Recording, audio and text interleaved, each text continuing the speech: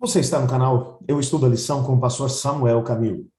Hoje é quarta-feira, dia 4 de maio de 2022. E o tema que estudaremos na nossa lição será a coalizão de Babel. O texto base para o nosso texto de hoje encontra-se em Gênesis capítulo 14, versos 1 a 17. O tema da lição de hoje, ele pode ser mal interpretado se não o entendermos à luz daquilo que estava acontecendo dentro da terra de Canaã. Você se lembra do que nós temos estudado até aqui? O Senhor Deus se apresentou para o Abraão e disse: Leclecá, vá, deixa aqui o conforto e a segurança da tua vida dentro de Babel, ou dentro de Babilônia, do território da Babilônia. Ele morava especificamente na cidade de Ur dos Caldeus. Ele vai ouvir o chamado do Senhor, ele vai se dirigir em direção ao local que Deus tinha um propósito para a sua vida. Estamos falando aqui especificamente da terra de Canaã. Quando ele chega, ele percebe que a terra está abarrotada de cananeus, e ele vai dizer para si mesmo, Leclecá, e ele vai agora para o Egito, um lugar que tinha a mesma filosofia de vida que lá na Babilônia. As coisas não vão dar certo ali, ele volta para o local onde inicialmente ele tinha ouvido da parte de Deus o seguinte: é aqui, eu disse Leclecá para você quando você estava lá na região da Babilônia, para que você chegasse até aqui onde você está agora. Então agora você está no lugar certo. Ele volta para ali. A partir daí, o que ele vai fazer? O capítulo 14 vai dizer para a gente que ele vai se dirigir para os carvalhais de Manre. Ele vai na parte mais ao sul da terra de Canaã. Ele vai se estabelecer nessa região e vai começar a ser bem respeitado pelas pessoas que ali estão. Há uma coisa que a gente precisa compreender. Deus havia dado aquela terra para Abraão. Ele disse: a terra é sua. Os cananeus ainda estão por aqui por uma razão. A taxa de iniquidade, o limite da iniquidade deles ainda não atingiu o que dá para a gente poder aguentar. Enquanto isso, vamos oferecer misericórdia para eles. Eu trouxe você para cá para influenciar esses caras, para mostrar para eles que quando você está comigo, você não precisa da força das armas, você não precisa do conflito todo. Isso aqui tudo é teu e dos seus descendentes. Eu vou entregar a terra sem cananeus para você daqui a 400 anos. É isso que ele vai dizer depois no capítulo 15, que é exatamente aquilo que a gente vai ter a oportunidade de estar estudando mais tarde, provavelmente na lição da semana que vem, tá? Mas o aspecto aqui que mais nos importa é que ele sabia que a terra era dele. Deus havia acabado de cumprir suas promessas. Nós não podemos excluir daqui da nossa narrativa a ideia do grande conflito entre as forças do bem e do mal, que é real. Nós, às vezes, minimizamos muito essa situação e achamos que o inimigo é um ser mítico que não se importa tanto assim com a nossa história, é uma espécie de sinônimo de maldade.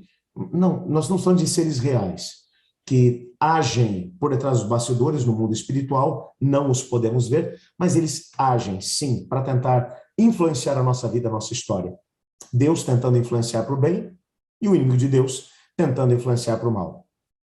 Quando olhamos para esse aspecto, o que fica muito claro aqui para a gente é exatamente o que vai acontecer na história do Abraão. Um movimento começa a acontecer no cenário internacional. O Abraão está tranquilinho lá na parte sul da terra de Canaã, junto dos carvalhais de Manre. Ele está ali bem tranquilo, sossegado, ele está esperando ali que Deus possa utilizá-lo. Enquanto ele está por ali, ele faz uma coalizão com Manre, Escol, que são vizinhos dele e que acabam se tornando seus aliados. Provavelmente esses caras também aprenderam a conhecer o Deus de Israel, porque aonde o Abraão chegava, ele levantava um altar a Deus, o Senhor. Ele havia aprendido finalmente a viver pela fé. Então ele levantava um altar para poder dizer o seguinte: aqui, enquanto eu estiver nesse lugar, a ideologia que vai imperar nesse lugar não é o humanismo. Nós não vamos trabalhar aqui em cima do ser humano pelo ser humano. Deus é o centro da história, é o centro da narrativa. Então, por isso, quando ele chega, ele levanta um altar e ele adora o nome do Senhor. E os cananeus se aproximam e dizem: que Deus é esse? Não vimos imagem nenhuma, o que é isso? E ele começa agora a testemunhar do Deus de Israel. Provavelmente, o Escol e o Manre acabam se tornando aliados do Abraão, exatamente porque conheceram o Deus do Abraão. Mas alguma coisa começa a acontecer no cenário internacional. Você acha que aquele que é o senhor de Babel, o senhor da Babilônia, ele ficaria tranquilo diante daquilo que estava acontecendo? E ele tentou mandar um recado para o próprio Abraão e para as pessoas de Canaã. Não olhem para esse cara que chegou aí agora e diz que ele tem agora uma nova ideologia, uma filosofia de vida, que esse cara que vem e chega para vocês dizendo que agora tem um Deus no centro da narrativa, que isso vai dar certo. Eu estou comandando esse negócio todo. Ele manda agora uma coalizão de cinco reis. De quatro reis. Todos eles vindos daquela região da Mesopotâmia, da Babilônia. Estamos falando do mesmo lugar, gente. É uma coalizão daqueles povos que se estabeleceram no entorno de Babel. E eles vêm agora até a terra de Canaã, a terra que Deus havia dado ao Abrão. E eles conquistam agora 5 reis de Canaã. Entre esses reis está as pessoas capturadas e conquistadas por esse povo, está o próprio sobrinho do Abrão, que havia dito, aliás, leclecá para si mesmo. Ele disse para si mesmo: eu vou para Sodoma, vou viver lá. O fato é que essa informação vai chegar até Abrão. Repare que o grande conflito está acontecendo no entorno do Abrão. O inimigo está tentando mandar um recado não só para o Abrão, mas também para todas as pessoas de Canaã. Essa terra aqui não tem nada a ver com Abrão. Esse Abrão, com essa ideologia furada dele, não tem nada a ver. Quem está mandando nisso aqui ainda é a ideologia de Babel. É o humanismo, é o ser humano no centro. Esse Deus invisível não tem nada a ver com isso. Agora, o Abrão, que é só um cara que está vivendo de forma simples em tendas, perto dos seus aliados, Escol e Manre, a mensagem chega até ele. O que o Abrão tem? O Abrão não tem um exército. O Abrão tem 318 servos que nasceram na sua casa. O Abrão tem 2 aliados, o Escol e o Manre. E o Abrão, ele vai dizer agora para o Senhor Deus, vai dizer, é interessante que o texto bíblico vai deixar claro que ele havia aprendido a história. A história dele agora não era uma história baseada no humanismo. Não, o ser humano não é o centro. Então, quando ele recebe a informação, ele tinha ainda um profundo amor pelo sobrinho. E ele vai dizer diante de Deus: Senhor, minha família é meu sobrinho. Eu sei que ele fez escolhas erradas, ele disse leclecá para si mesmo. Mas eu também disse. E o Senhor me deu uma segunda oportunidade e eu tomei escolhas melhores, decisões melhores. Senhor, me ajuda a salvar meu sobrinho, o que eu faço? E Deus vai dizer para ele: pode seguir no encalço desses 4 reis da Mesopotâmia, dessa coalizão de Babel. Pode seguir atrás deles, porque eu vou contigo. Convida o Escol e o Manre para poderem seguir com você. Agora, olha para essa história louca. Você tem um cara que mora em tendas, ele tem 318 servos que nasceram na sua casa, ele leva esses servos, leva mais alguns homens de Escol e Manre, e ele vai atrás de 5 nações, aliás, 4 nações de uma coalizão que havia vencido 5 nações da terra de Canaã. E ele simplesmente vai.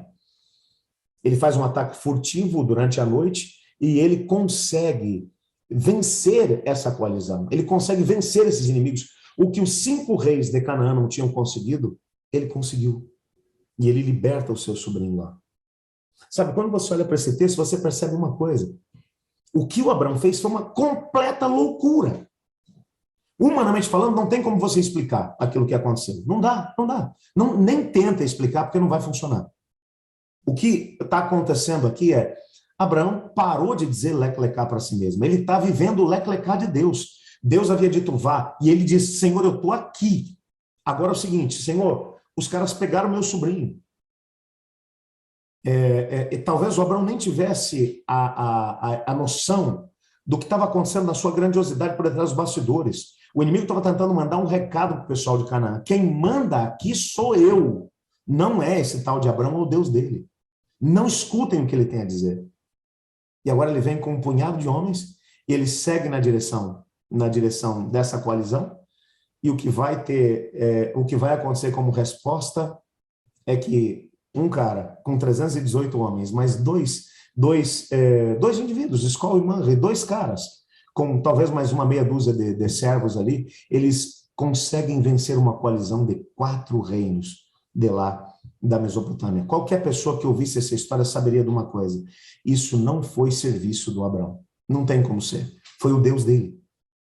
Essa é uma vitória que ela vai honrar o nome de Deus, porque é isso que acontece. Cada vez que você vai no leclecá de Deus, cada vez que Deus diz para você vá, e você vai, a honra que vai ter lugar como consequência da obediência à ordem do Senhor é sempre para Deus. E é isso que vai acontecer como consequência dessa história. O Abrão, ele vai honrar o nome de Deus. E agora os cananeus vão olhar para aquilo e vão dizer: quem é esse homem? Como ele conseguiu aquilo que 5 reinos de Canaã não conseguiram? E o nome dele começa a se tornar cada vez mais notável na terra. Por quê? Porque todo mundo teme o Abrão, não por causa de quem ele é, mas por causa de com quem ele anda. É o Deus do Abrão que dá a ele as vitórias. Quando nós temos a oportunidade de viver essa experiência de conexão com Deus, as vitórias que Deus tem proposto para nós, dentro do seu leque-lecá, elas acontecem. Seria muito interessante que a gente parasse para poder refletir. Se nesse momento a nossa vida está sendo norteada pelo leque-lecá de Deus ou pelo nosso próprio leque-lecá. Você está fazendo a sua própria vontade ou está fazendo a vontade de Deus? Hoje você é um instrumento de Deus para que o reino dele possa ser estabelecido e o nome de Deus seja glorificado, ou você, através das suas ações, está glorificando o seu próprio nome? Abraão aprendeu a lição, e por isso, no grande conflito, na história do tempo dele, o vitorioso foi o Deus de Abraão. Não foi a coalizão de Babilônia e não foi também a coalizão de Canaã. Foi o próprio Deus usando o Abraão que venceu. O nome de Deus tem que ser glorificado na nossa vida, na nossa história. E isso só acontece quando nós estamos dispostos a seguir o assim diz o Senhor. Eu gostaria de orar para que Deus nos desse essa coragem para viver o leque-lecá de Deus. Ore comigo. Obrigado, Pai, por tua palavra, porque nela descobrimos que o Senhor nos ama. E que o Senhor, quando nos diz, vá, o Senhor não nos manda sozinho. O Senhor vai junto conosco. E por isso as vitórias que acontecem no caminho não são nossas, mas são do Senhor. Pedimos que o Senhor nos ajude a poder aprender as lições que o Abraão aprendeu e viver o sobrenatural de Ti. Pois é em Teu nome que oramos. Amém. Eu estudo a lição. E você?